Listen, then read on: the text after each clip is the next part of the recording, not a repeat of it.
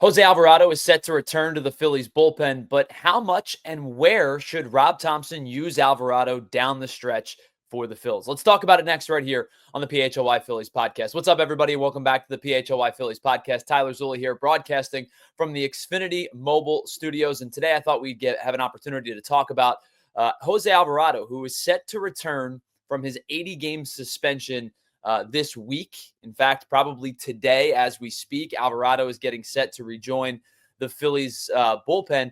But where does he slot into the conversation now? And what does the Phillies bullpen look like with Jose Alvarado for the final 35 games or so of the regular season? Well, I think first let's take a look back to the last time that Jose Alvarado pitched to understand the difference in structure between the Phillies bullpen in May and the Phillies bullpen now. A lot has changed since the last time that Alvarado threw a pitch for the Phillies. He last appeared in a game on May 16th against the Pittsburgh Pirates. He faced two batters. He got two outs. He struck out one. And at the time, he was unquestionably the Phillies' most important and most dominant reliever to that point. He was 4-1. He had posted a 2.7 ERA. He had 7 saves and struck out 25 hitters over the 20 innings that he had pitched. The Phillies themselves found themselves at a 26-18 record after winning that game on May 16th against the Pirates. That's when he was suspended for violating the league's substance policy for 80 games. Now, Alvarado maintained what he took was to help him with weight loss, but it was on the league's banned list, so he has not pitched since that day back on May 16th. Since that moment, the Phillies have gone 46-35, and they've taken a 5.5 game lead over the New York Mets in the National League East. But what has happened to the bullpen since that moment? Well, I think the good is that Orion Kerkering has emerged as a lockdown reliever in the back end of games for the Phillies. He's come on really strong since the start of May. He's posted a 1.1 ERA or better in 3 of the last 4 months since the suspension. Tanner Banks has also been unexpectedly really good for most of the year, especially considering the fact that he was the one that got pushed up a spot in the bullpen structure, now having to be the second lefty in the bullpen as opposed to being the third lefty in the bullpen. And then what happened closer to the trade deadline? The Phillies signed David Robertson to a prorated deal for the remainder of the season. Since he's joined the big league club, he's thrown 3 scoreless innings. And of course, the biggest move is the Phillies at the trade deadline acquiring closer Jhoan Duran from the Twins.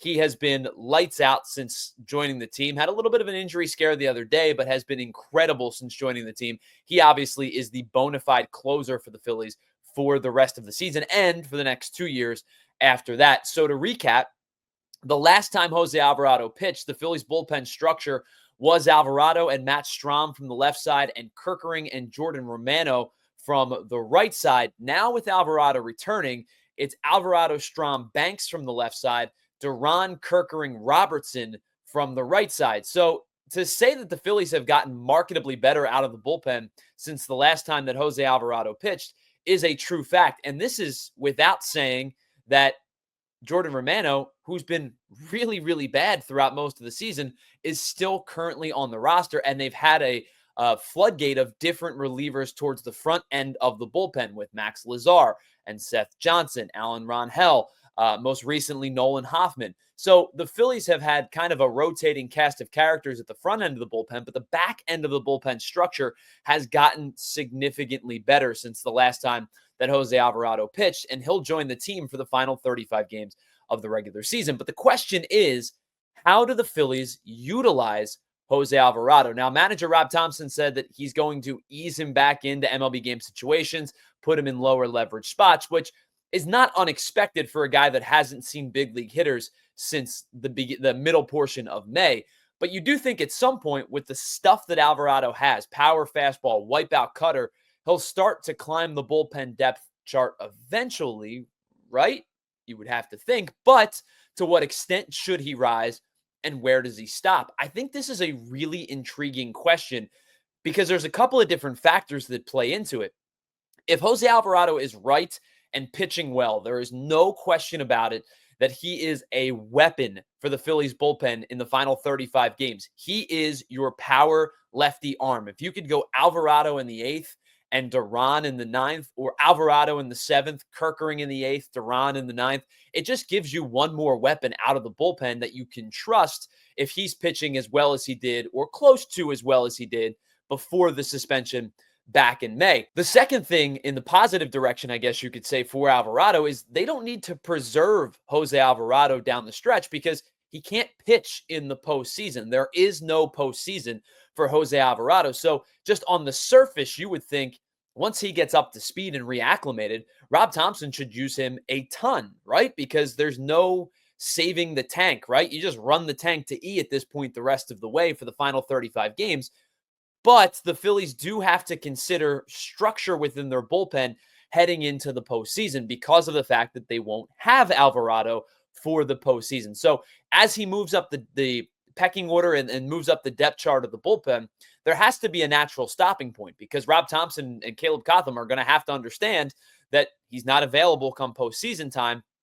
And the guys that he maybe has leapt are going to go back into the roles that they originally have gotten to with the acquisition of Robertson and Duran. So I'm not sure to what extent Jose Alvarado is going to be used in these high leverage situations, because do you want to routinely run him out in a spot that eventually will have to go back to Matt Strahm or Tanner Banks from the left side, or Orion Kirkering or David Robertson if they're trying to mix and match from the right side? It's a really difficult question to answer. So for me, the answer that I've kind of come up to, and the one that I would go with, the way that I would go about this, is that in as many low to middle leverage spots as I could possibly get Jose Alvarado into, I would use him because there's no saving him. You don't need him in October because he's not available in October. So I would use him for as long as I possibly can in as many situations that don't upset the structure of the Phillies bullpen heading into the postseason, that hierarchy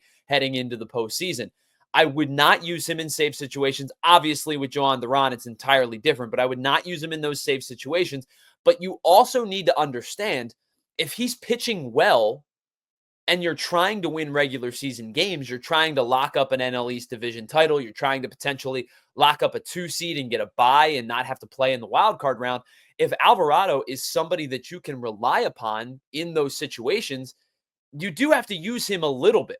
And so there is this really fine, tip the scale, tightrope, whatever cliche you want to use, balancing act that you have to come together with to understand that Alvarado could be a dangerous piece for this bullpen for the final 35 games of the year.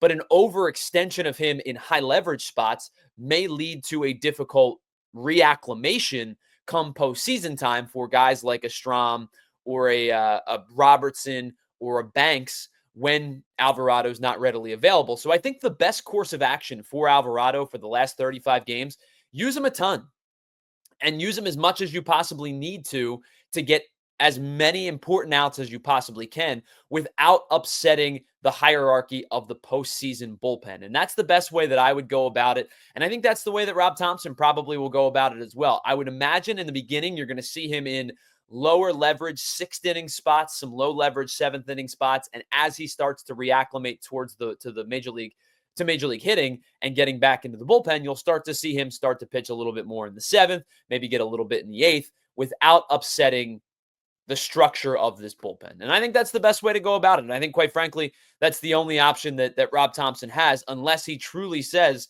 hey man, you're just a low leverage reliever for the rest of the year. And it is what it is because we're not screwing with things with 35 games left to play. But either way, Jose Alvarado is going to return to the Phillies bullpen. It's a shot in the arm. No question about it. This guy brings velocity.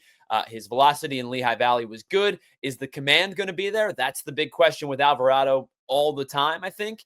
But if the command is there and the velocity is good, he's able to locate that back foot cutter to righties and run the fastball up in on the hands to lefties. He's going to be one more weapon that Rob Thomson can utilize for the final 35 games of the regular season to help this bullpen down the stretch. So we'll see what happens with Jose Alvarado, but he should be reinstated today, and we'll see when or if Rob Thomson gets him in a game in this series against the Mariners, or maybe towards the end of this weekend.